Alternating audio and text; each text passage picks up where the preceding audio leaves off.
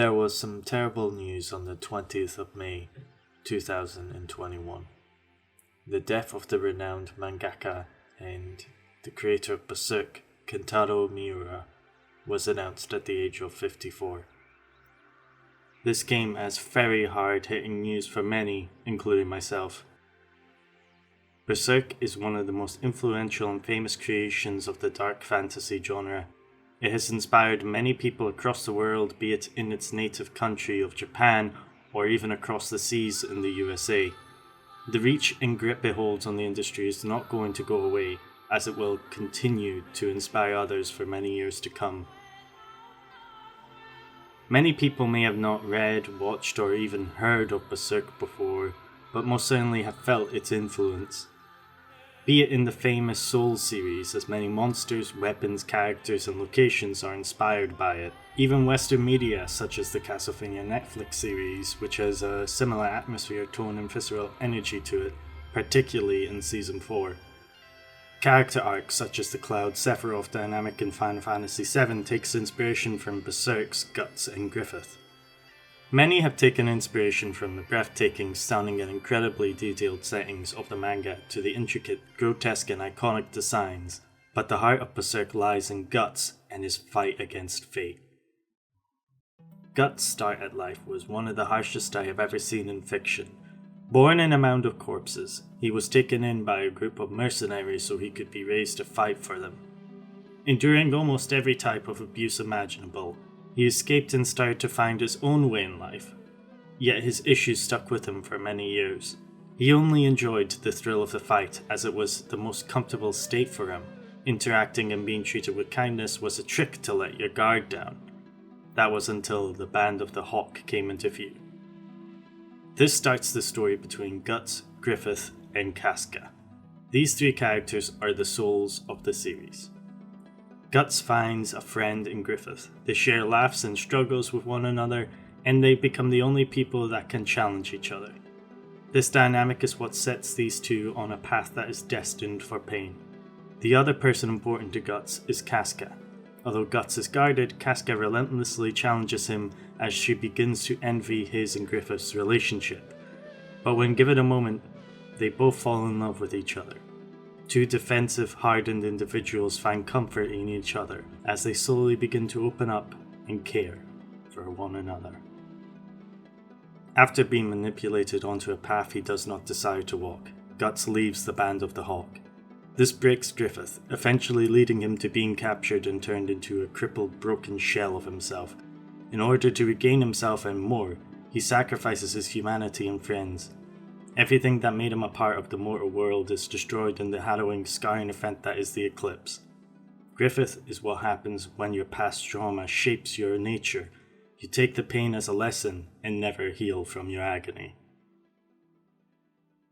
Graphic content warning. The Eclipse is an extremely horrifying and brutal sequence that involves torture and rape. This will be referenced in this segment of the video. Skip ahead if you do not wish to view this part. The Eclipse is the moment that changed the entire feeling of the series. The comrades are tortured and devoured by nightmarish demons. Griffith commits the ultimate betrayal, destroying everything that Guts held dear. He rapes Casca, destroying her mind and forcing Guts to watch.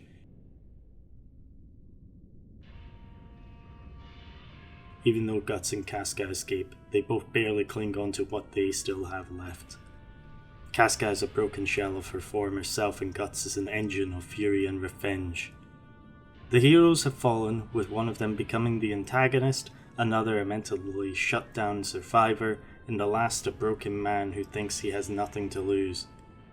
Guts hits rock bottom again, and he has nothing but his rage to drive him. This part of the story, although terrible, is vital for the rest of it to be as strong as it is.